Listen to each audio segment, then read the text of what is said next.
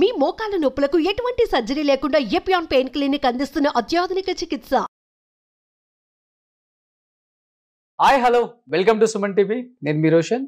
So ప్రస్తుతం మనతో పాటు ఉన్నారు చాలా స్పెషల్ గెస్ట్ అని చెప్పుకోవచ్చు అనమాట. ఎన్నో పర్యాయాలు మంత్రిగా చేసి అండ్ ముఖ్యమంత్రిగా చేసిన నాదెండ్ల భాస్కర్ రావు గారు మనతో పాటు ఉన్నారు. ఆయనతో మాట్లాడేద్దాం. సో ఎలక్షన్స్ తర్వాత ఆయన ఇచ్చే ఫస్ట్ ఇంటర్వ్యూ కాబట్టి అసలు ఏం మాట్లాడతారో అనేది చాలా మంది ఎక్సైటెడ్గా వెయిట్ చేస్తున్నారు ఈ ఇంటర్వ్యూ కోసం. సో నాదెండ్ల భాస్కర్ రావు గారు నమస్తే. నమస్కారం అండి. సో సార్ ఫస్ట్ నేను అడగాల్సిన క్వశ్చన్ ఏంటి అంటే 90 సంవత్సరాలు వచ్చినాయి మీకు, ఇంత హెల్దీగా ఉన్నారు, హ్యాపీగా ఉన్నారు, ఇప్పటికీ 5-6 కిలోమీటర్స్ వాకింగ్ చేస్తారు, వ్యాయామం చేస్తారు, ఇంకా కుదిరితే జిమ్ కూడా చేసుకుంటారు, ఇంత హెల్దీగా ఉంటారు కదా, ఏం ఫుడ్ తీసుకుంటారు మీరు అసలుకి? ఫుడ్ మామూలు అండి. నేను ఇదివరకు గ్రామంలో ఏం తినేవాడినో ఇక్కడ కూడా అదే తింటాను. ఏం తినేవాళ్ళు? లీడర్గా కూడా అంతే, కాయగూరలు చక్కగా, మజ్జిగ, పెరుగు, మామిడికాయ పచ్చడి అలాంటిది నంచుకోవడానికి. Same habits, village habits. Okay. అయితే నాకు ఈ సిగరెట్లు కానీ ఇతరత్ర అలవాట్లు కానీ నాకు లేవు. ఓకే. నేను గృహస్థుడిగా ఉన్నప్పుడు కూడా ఏకపత్ని వృత్తుడు. నేను ఎప్పుడు కూడా పరాయి ఆడవాళ్ళ మీద వ్యామోహం కానీ అలాంటి పనులు ఎప్పుడు నేను చేయలేదు. అంత డిసిప్లిన్డ్ లైఫ్ మొట్టమొదటి నుంచి కూడా. కనుక ఆ గ్రామ వాతావరణం నుంచి వచ్చిన పెద్దవాళ్ళు నేర్పిన ఆ అలవాట్లే కంటిన్యూ చేశాం. ఇక్కడ నేను 53లో వచ్చాను ఒకసారి, అంటే ఆంధ్రప్రదేశ్ కాకముందు. 55 నుంచి 57 దాకా ఇక్కడ BA చదివాను నేను హైదరాబాద్ చదివి. అప్పటికి 57కి మనకి ఇది వచ్చింది, ఏది ఆంధ్ర తెలంగాణ కలిసిపోయింది. తర్వాత నేను హైకోర్టులో ప్లీడర్ చేశాను. నేను ఇక్కడ ఉస్మానియాలోనే చదువుకున్నాను, ఉస్మానియాలోనే నా ప్లీడర్గా కూడా ట్రైనింగు, తర్వాత శుభ్రంగా హైకోర్టులో ప్రాక్టీస్. ఓకే. మా మామగారు కూడా బ్యారిస్టర్, డాక్టర్ వాసిరెడ్డి వెంకయ్య చౌదరి. అయితే ఆయన దగ్గర నేను ప్రాక్టీస్ చేయలే. నేను నేర్చుకుంది నరసరాజు గారు అని అడ్వకేట్ జనరల్ ఉండేవాడు, ఆయన దగ్గర పెట్టాను. నన్ను ఆయన దగ్గర నేర్చుకున్నాక నా అంతా నేనే ప్రొఫెషన్ స్టార్ట్ చేసినా నాకు ఈ ప్రొఫెషన్ మీద పెద్ద ఏంటో చిన్నప్పుడు పెద్ద ఇంట్రెస్ట్ లేదు. దాంతో ఉద్యోగం కోసం వెంపర్లాడుతూ నా మిత్రులతో కొంత సహకారం తీసుకుని ఢిల్లీలో అక్కడ ప్రయత్నం చేసి, ఆ ఢిల్లీ వెళ్ళినప్పుడు చాలామంది పెద్దవాళ్ళతో పరిచయం అయింది, పెద్దవాళ్ళందరితో. అది కొంత యూత్ కాంగ్రెస్ అని ఒకటి కొంత ఇవన్నీ యాడ్ చేసి, అప్పుడు నేను వెళ్ళినప్పుడు 64లో నెహ్రూ గారు చనిపోతే నా మిత్రుడు ఒకడు కృష్ణమేనకి బాగా ఫ్రెండ్, కృష్ణమేన బ్రతికే ఉన్నాడు అప్పుడు. కృష్ణమేన ఆయన చనిపోయాయా నెహ్రూ ఇప్పుడే తెల్లారే అని చెప్తే మేమంతా వెళ్ళాం అక్కడ. అక్కడ కృపలాని గారు మేము కొద్ది మందే ఉన్నారు అప్పుడు. ఆ రోజుల్లో పెద్ద జనం వచ్చేవాళ్ళు కాదు, ఎందుకంటే ఇవన్నీ లేవు అప్పుడు, జనానికి తొందరగా తెలియదు. ఓకే. మేము అక్కడ 10 దాకా ఉన్నాం, ఎవరు పెద్ద రాలా. ఎప్పుడో ఇక అప్పుడు రేడియోలో చెప్పేవాళ్ళు, చెప్తే కూడా సాయంత్రం ఎప్పుడు వచ్చి. అంటే ఇప్పుడు రాజకీయాల్లోకి రాకముందు ఓకే సార్, అంటే మీరు హెల్దీగా ఉన్నారు, తీసుకుంటున్నారు, బట్ రాజకీయాల్లోకి వచ్చిన తర్వాత ఆ టెన్షన్సే వేరు కదా. అప్పుడు కూడా టెన్షన్స్ ఉన్నా ఏం చేసా, నా ఫుడ్ హ్యాబిట్స్ మారేవి కాదు.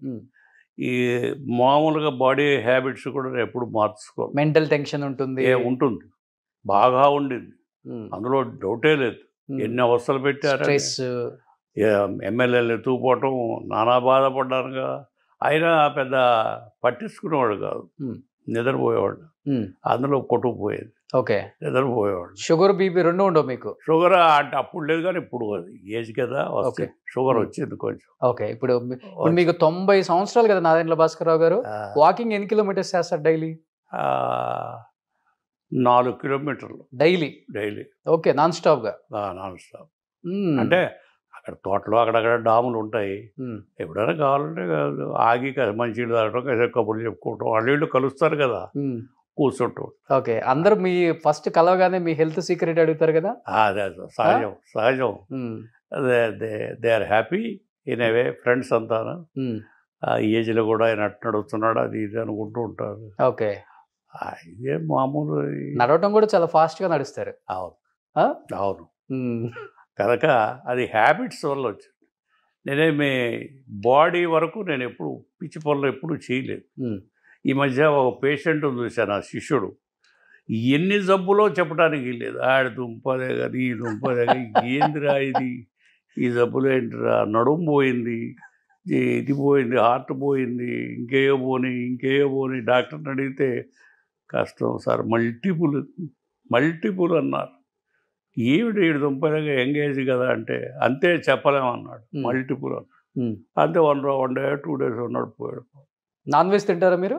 నాన్ వెజ్ చాలా తక్కువ, నెలకు ఒక్కసారో 2 సార్లు అంతే. అది కూడా నాకు ఇష్టతగా తిన్నాం, తెప్పిస్తారు. ఎక్కువ ఆకుకూరలు తింటారు? అన్ని కూరగాయలే నాకు పెడతారు, అదే ఇష్టం నాకు.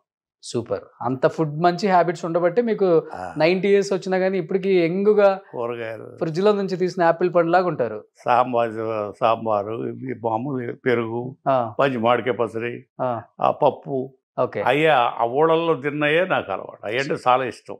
గోంగూర పచ్చడి, మామిడికాయ పచ్చడి అలాంటి. సో మీ జీన్స్ ఎవరికి వచ్చింది? మీ పిల్లలకి, మనోహర్ గారికా అంటే అబ్బాయికా? వాళ్ళ పిల్లలు ఇక్కడ సిటీలో పుట్టారు, ఇక్కడే పుట్టారు, హైదరాబాద్. వాళ్ళ జీవితం, వాళ్ళ పుట్టినప్పుడు ఎంతో ఖర్చో తెలుసా? 100 రూపాయలు. ఇప్పుడు పుట్టుక ఎంత తెలుసా? 1,00,000 మినిమం.